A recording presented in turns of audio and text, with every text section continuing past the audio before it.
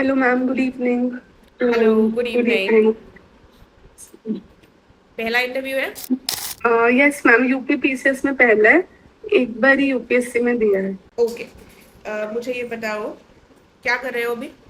Ma'am अभी तो I was preparing for upcoming mains examination okay.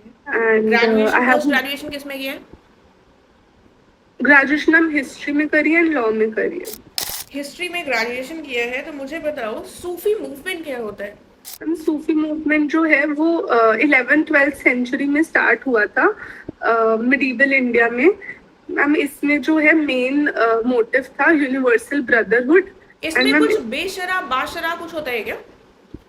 Yes ma'am 2 sects हैं ये पेशरा एंड बाशरा. क्या डिफरेंस है इनमें? मैम इसमें एक सेक्ट जो है वो शरिया को मानती है और दूसरी नहीं मानती है. ओके।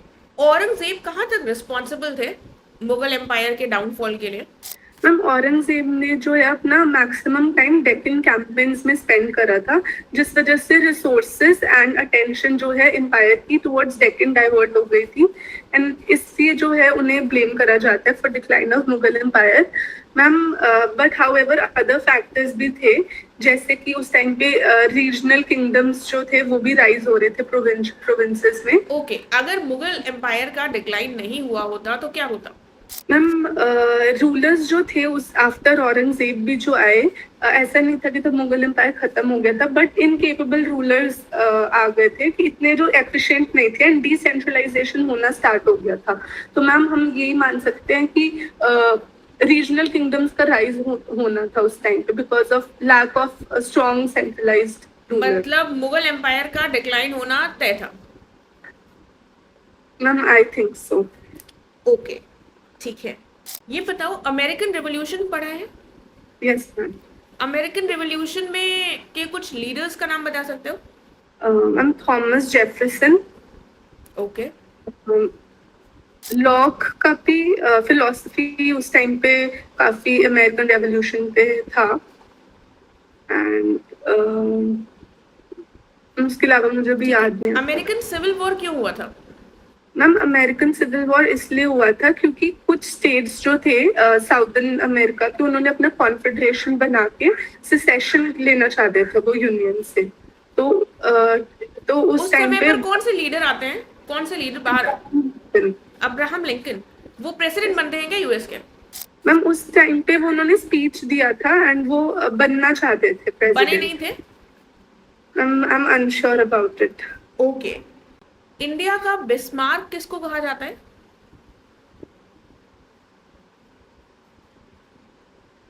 ओके। ये बताओ, सरदार पटेल जो है उनका क्या मुख्य भूमिका रही है इंडिया में? मैम उनका मुख्य भूमिका रही है इंटीग्रेशन ऑफ प्रिंसली स्टेट्स. बस, और कुछ नहीं किया उन्होंने? मैम इसके अलावा सिविल सर्विस का भी फ्रेमवर्क में उनका काफी रोल रहा है, एडमिनिस्ट्रेटिव फ्रेमवर्क में भी. ओके। ये बताओ, अंग्रेज भारत आए तो अंग्रेजों के साथ बुराइयां तो बहुत सारी आई, आपके हिसाब से कौन सी 3 अच्छाइयां आई अंग्रेजों के साथ भारत में? Ma'am railways, commercialisation of agriculture and ma'am legal system. क्या लीगल सिस्टम में क्या आया? मैम जैसे कि जो उस टाइम पे आईपीसी एंड लॉज जो थे क्रिमिनल लॉ सिस्टम उस टाइम से हमने अब जाके चेंज करे हैं, तो कहीं ना कहीं वो फ्रेमवर्क जो था वो हमें काफी साल तक हम उसकी यूटिलिटी रही. चाणक्य कौन सी एज में थे चाणक्य? मैम मॉडर्न टाइम्स में. कौन सी किताब लिखी थी इन्होंने? अर्थशास्त्र. इन्होंने अपनी किताब में कुछ लीगल सिस्टम के बारे में बताया था? जी मैम उसमें भी था कुछ, बट अभी मुझे एग्जैक्टली याद नहीं आता. ठीक है, तो जब इन्होंने लीगल सिस्टम इतना बता दिया था एंशिएंट एज में, तो अंग्रेज क्या लेकर आए अपने साथ? मैम वो बस कॉडिफाई करा था उन्होंने लॉस को उस टाइम पे. तो फिर तो इस पॉइंट को हटा देते हैं, ये तो हमारे यहाँ ऑलरेडी था। कुछ और बताओ। मैम इसके अलावा पार्लियामेंट्री सिस्टम. पार्लियामेंट्री सिस्टम में क्या अच्छा लेकर आए? मैम उसको भी जैसे हम हमारी जो पॉलिटी जो है कंट्री की वो अभी भी उसी ब्रिटिश पार्लियामेंट्री सिस्टम के में ही. अमेरिका में क्या है? अमेरिका में प्रेसिडेंशियल तो सिस्टम. हम अगर उसको अपना लेते तो कुछ रह जाता क्या? कहीं पीछे छूट जाता है क्या? मैम हमारी कंट्री की डाइवर्सिटी के लिए जो है पार्लियामेंट्री सिस्टम एंड इम्पोर्टेंट है, इंक्लूडिंग अकाउंटेबिलिटी. कि अकाउंटेबिलिटी रहता है। अमेरिका में डाइवर्सिटी नहीं है क्या? मैम बट जैसे हमारी कंट्री में इतना ज्यादा पॉपुलेशन है। चलो इस पॉइंट को भी हटा देते हैं, नॉट सेटिस्फैक्टरी। और सोचो। मैम इंफ्रास्ट्रक्चर में ही टेलीग्राफ, पोस्टल सिस्टम, ये सब डेवलपमेंट भी हुआ था। ठीक है, पोस्ट प्रेफरेंसेस क्या हैं आपके? Ma'am first is SDM, second ARTO and third सब रजिस्ट्रार। सब रजिस्ट्रार के रोल क्या होता है? मैम सब रजिस्ट्रार जो है उनका एक रोल तो लैंड लॉज की इम्प्लीमेंटेशन से रिलेटेड है, about registries of land. And ma'am secondly वो मैरिज ऑफिसर का भी रोल प्ले करते हैं। अच्छा, डीएसपी की पोस्ट क्यों नहीं भरी है? Ma'am I feel that I have lack of bent towards policing and that's why I chose other preferences. अच्छा, मान लो एक डीएसपी के कार्य में और एसडीएम के कार्य में क्या डिफरेंस होता है?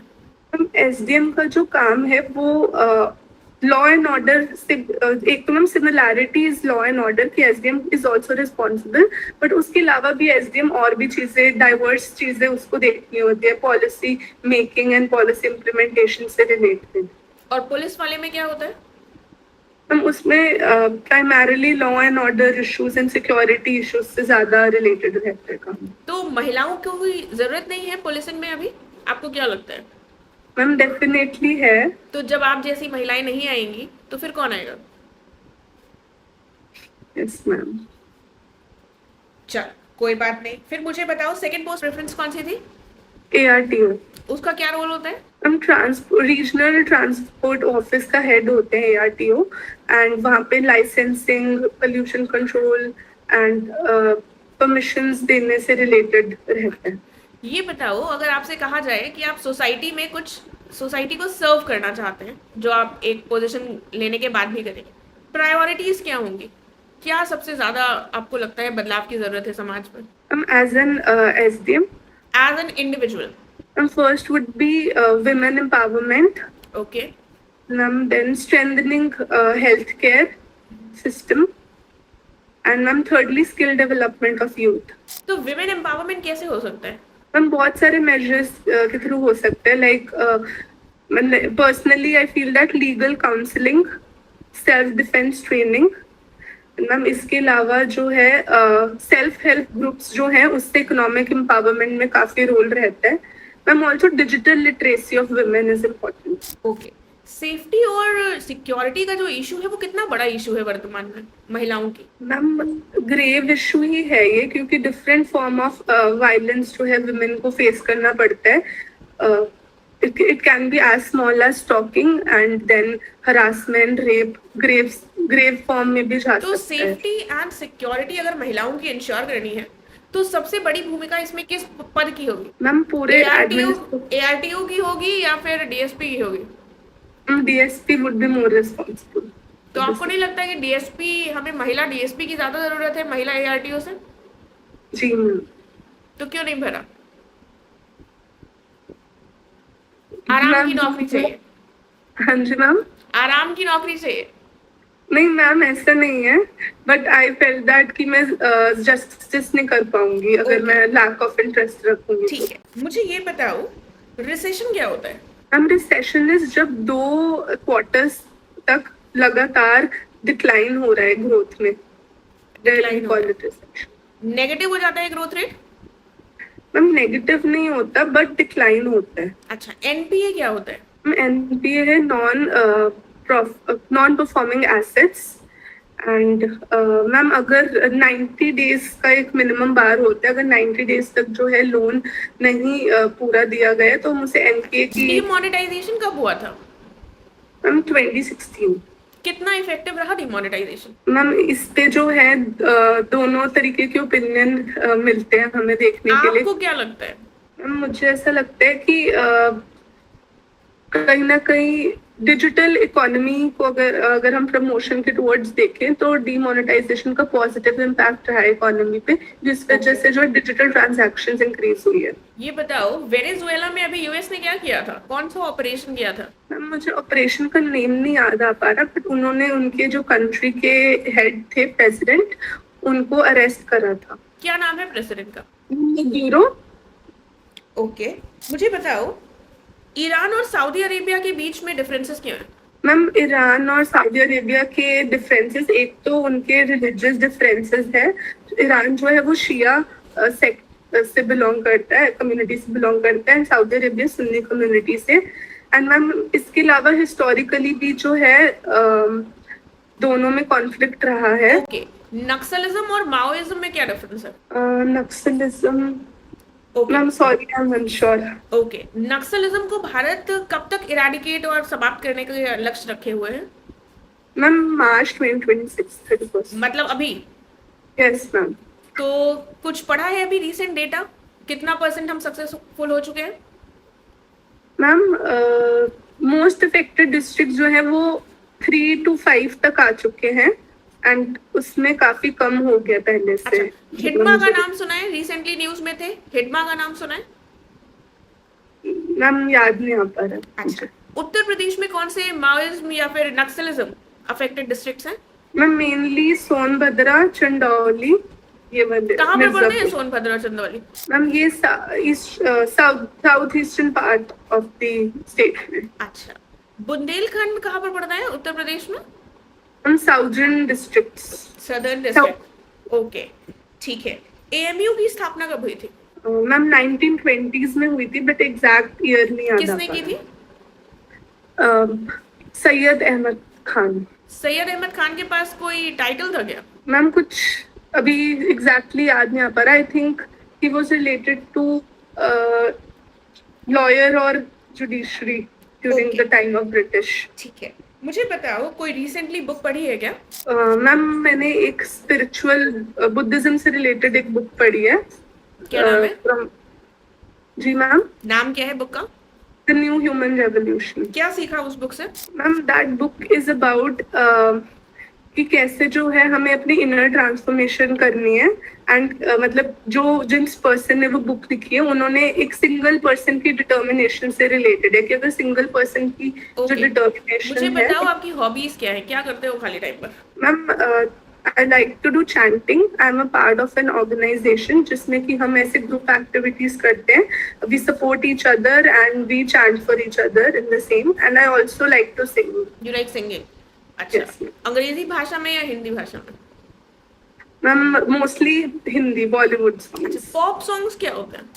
मैम एग्जैक्ट डेफिनेशन तो नहीं पता मुझे, बट जिसमें रिदम थोड़ा सा हाई बीट एंड एवरीथिंग होती है। गजल क्या होती है? गजल, मैम गजल जो है वो ट्रेडिशनल हिंदुस्तानी सूफिज्म, आमिर खुसरो से इनिशिएट हुआ था गजल। आमिर खुसरो कौन थे? आमिर खुसरो जो है वो दिल्ली सल्तनत के टाइम पे अलाउद्दीन खिलजी के कोर्ट पोएट थे। अलाउद्दीन खिलजी के कोर्ट पोएट थे, और फिर मोहम्मद बिन तुगलक के टाइम पर भी थे क्या? जी मैम, इन्होंने कोई किताब लिखी है? मैंने बहुत सारे वर्क्स लिखे हैं, बट अभी मुझे याद नहीं आ पा रही।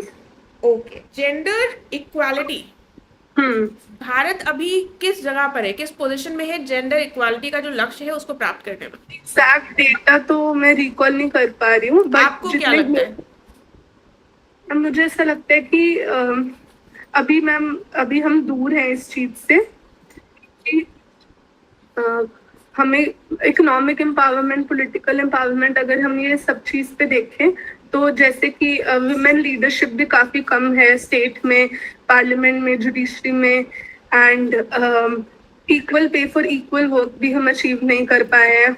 इसके अलावा women discrimination and local level पे हम देखते हैं प्रॉक्सी रिप्रेजेंटेशन, ये सब चीजें भी देखने मिलती है। उत्तर प्रदेश में कुछ कैबिनेट मिनिस्टर्स या फिर सिर्फ मिनिस्टर्स जो महिलाएं हैं उनके नाम बता सकते हो? सॉरी मैम, अच्छा, यूनियन सेंटर लेवल पर? हम प्रेसिडेंट एंड गवर्नर ही याद आ पा रहे हैं हमें। मिनिस्टर्स की बात कर रहे हैं। स्मृति ईरानी। अच्छा, किस चीज की मिनिस्टर है वो? Information and broadcast. अच्छा, और फाइनेंस मिनिस्टर कौन है? भी याद नहीं आ पा रहे। फाइनेंस मिनिस्टर नहीं याद आ रहे? चलो कोई बात नहीं, निर्मला सीतारमण मैम। कोई बात नहीं। कौन सी महिला सीजीआई रही है भारत में? मैम अभी तक कोई भी महिला सीजीआई नहीं रही है। आगे आने वाले वर्षों में होंगी क्या? जी मैम। किसी का नाम आया था क्या? मैम नाथम समथिंग करके था। अच्छा, मतलब नहीं पता है। मैम अभी रिकॉल नहीं हो पा रहा एग्जैक्ट नेम। अच्छा, ये बताओ भारत में कोऑपरेटिव फेडरलिज्म है या फिर कॉम्पिटिटिव फेडरलिज्म है? हम दोनों ही है, कैसे? दोनों को। कॉम्पिटिटिव फेडरलिज्म इज जैसे कि हम स्टेट्स को रैंक करते हैं, स्वच्छ सर्वेक्षण, डिफरेंट टाइप्स ऑफ सर्वेज हो रहे हैं, कोऑपरेटिव फिजिकल फेडरलिज्म हेल्थ। कैसे है? कोऑपरेटिव फेडरलिज्म हम जैसे कि इंटर स्टेट रिवर्स में कोऑपरेट करना, inter state council, zonal councils में जो स्टेट्स एक साथ मेंबर्स होती हैं, उनको मिलके कोऑपरेट करके डिसीजंस लेने होते हैं। ओके। पंडिता रामाबाई का नाम सुना है जी हिस्ट्री में? मैम। क्या कंट्रीब्यूशन रहा है इनका? Ma'am she was associated with महिला आर्य समाज एंड उन्होंने विमेन एजुकेशन एंड रिफॉर्म्स के लिए स्टेप्स लिए थे, अवेयरनेस क्रिएट करने की कोशिश की थी। गांधी जी के बारे में तो पता ही होगा। जी मैम। गांधी जी की माता का क्या नाम था? हम्म, अच्छा, मैम गांधी अभी जी याद को नहीं आ पा रहा। महात्मा का टाइटल किसने दिया? मैम रविंद्रनाथ टैगोर। रवि कब दिया था, क्यों दिया महात्मा का टाइटल? मैम अभी मुझे एग्जैक्ट रीजन याद नहीं आ पा रहा। अच्छा, ये बताओ किसी भी व्यक्ति को महात्मा का टाइटल देना कहाँ तक जस्टिफाइड है? मैम अभी प्रेजेंट टाइम्स में हम देखें तो इतना ज्यादा पॉजिटिव नहीं रहता है ये। अगर हम किसी पर्सनालिटी कल्ट के वे में अगर किसी को हम देखें तो महात्मा सिर्फ फॉलोइंग बनाना, बट उस टाइम पे क्योंकि उन्होंने इतना मास मूवमेंट्स में कंट्रीब्यूशन करा था एंड जिस तरह से उन्होंने फादर ऑफ नेशन भी बोलते हैं, तो तो उस टाइम उनको पे पहले महात्मा कहा गया था कि पहले फादर ऑफ द नेशन कहा गया था? मेरे अकॉर्डिंग पहले महात्मा कहा गया था। अच्छा, तो महात्मा क्या उनके मास मूवमेंट जो ग्रैंड स्केल पे हुए थे उससे पहले ही बोल दिया गया था? मैम एग्जैक्टली याद नहीं आ रहा टाइम लाइन। अच्छा, तो 100 साल पहले तक हम किसी व्यक्ति को महात्मा कह सकते थे, लेकिन 100 साल बाद अब हम नहीं कह सकते। मैम अब जो है सोशल मीडिया के जमाने में ये चीज का बहुत नेगेटिव यूज हो सकता है। अच्छा, सोशल मीडिया ना हो तो कहा जा सकता है? मैम ऐसा नहीं है, पर अगर जनरली हमें ऐसा लगता है किसी ने अब ना महात्मा के टाइटल से ज्यादा जो है हमारी कंट्री में पद्म श्री, पद्म विभूषण, ये सब है ग्रेटनेस के तो लिए। दोनों का कंपैरिजन है क्या? इसका मैम पद्मश्री, पद्म विभूषण और महात्मा, इन दोनों चीजों को कंपेयर कर सकते हैं क्या? मैम ऑन अगर हम ऐसे कंपेयर कर सकते हैं, अगर हम ये ऑनर से रिलेट करें तो। ऑनर से रिलेट करें तो क्या आपके हिसाब से गांधी जी में कोई फ्लॉज नहीं थे?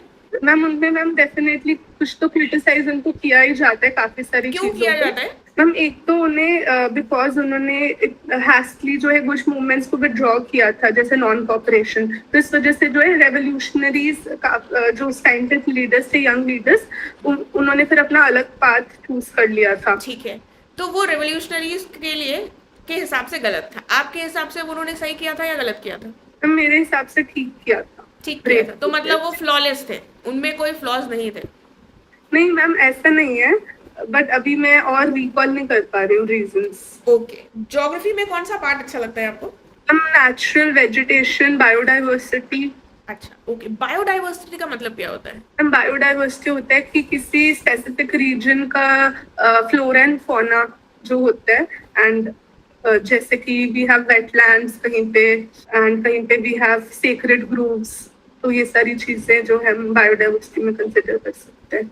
मतलब बायोडाइवर्सिटी अगर किसी को समझाना हो, किसी को नहीं पता है बायोडाइवर्सिटी क्या होता है, तो कैसे समझाओगे? एक स्पेसिफिक रीजन के प्लांट्स एंड एनिमल्स की जो डाइवर्सिटी है एंड उसका जो कंट्रीब्यूशन है टुवर्ड्स द एनवायरनमेंट एंड उसका जो इकोलॉजिकल रोल है, उसको हम बायोडाइवर्सिटी कहते हैं। भारत में वर्तमान में सबसे प्रमुख 4 समस्याएं कौन सी हैं आपके हिसाब से? Ma'am youth unemployment, okay, safety and security, and inadequate primary health care.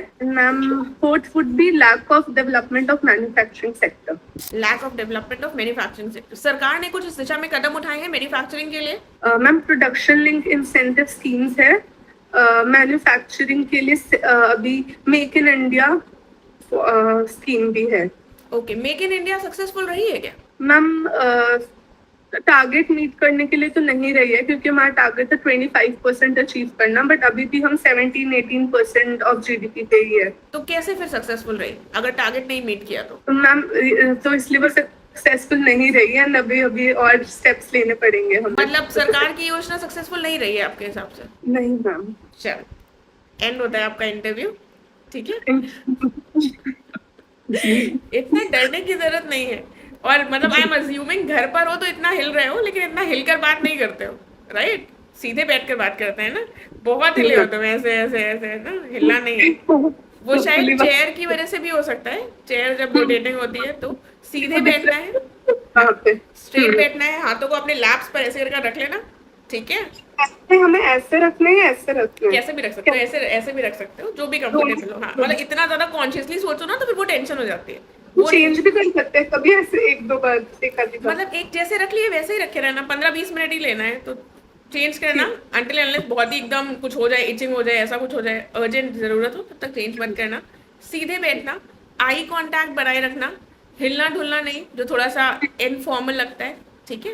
बाकी इट वॉज गुड। जहाँ पर नहीं आता है वहाँ पर हम सॉरी बोल दें, बात को घुमाए नहीं कि हम याद नहीं कर पा रहे हैं, ऐसा कुछ नहीं, एग्जैजरेट नहीं करना है, नहीं आता रहे तो नॉर्मली सॉरी बोलते हैं, ठीक है। एंड बाकी तो तुमने सब सही बताया है। हाँ, जब हम किसी भी पर्सनालिटी का नाम लें, स्पेशली सीजीआई वगैरह, तो ऑनरेबल ये सारे शब्दों का प्रयोग करें, ठीक है, इंटरव्यू है तो हमको ये ध्यान रखना है।